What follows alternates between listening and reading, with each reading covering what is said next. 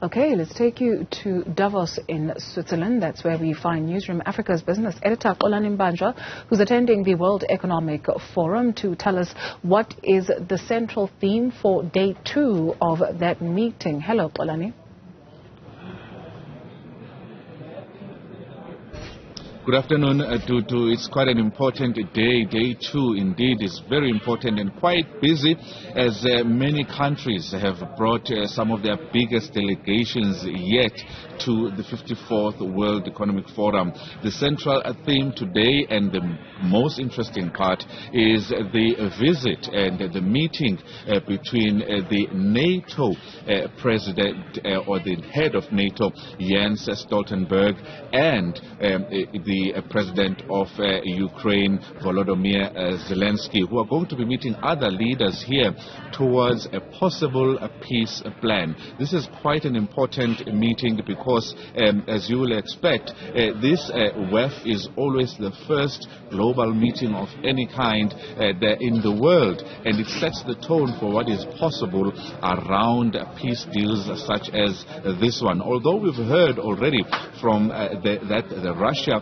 does not intend to actually sign on the dotted line when it comes to the 10-point peace plan that Switzerland has come up with, but it's still a good start, something that we haven't heard at all since the conflict between Ukraine and Russia started. It's such an important day that there was a bit of a media scuffle as Stoltenberg, who is the head of NATO, walked in to that particular meeting with over 100 national security advisors from around the world. It will take time until later this afternoon for us to hear the outcome of that particular meeting. But there has been other engagements. So we heard from the president of WEF, Borja Branda, who was talking about how important it is that the theme this year be live up to when it comes to rebuilding trust, particularly for the global economy.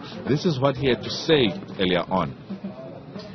I think we all know that the most pressing issues in the world do travel without passports. They're transboundary. So the only way to then really make sure that we can deal with these challenges is that we collaborate, and we need more collaboration and not less collaboration. We know that the global economy is not growing as fast as it used to do. And I prefer to look at the glass half full instead of half empty. And even if we have challenges, there is real opportunities moving forward. If we look at the new technologies, for example, artificial intelligence, Internet of Things, these can increase the global productivity with 30% in the coming decade. That would be the highest increase in productivity that we've seen. He went on to speak about how important the World Economic Forum is in terms of setting that particular tone for the rest of the year, particularly every year as this forum is held in January. This is what he had to say earlier on. Being a bridge between north and south and east and west is even more important for the World Economic Forum. So we at least look at ourselves as a trusted platform. We are really trying to bring different players together, build bridges. We are impartial and neutral. Of course, there are a lot of other engagements that are happening around the World Economic Forum. Businesses meeting on the sidelines. The South African delegation is quite busy this morning into the afternoon.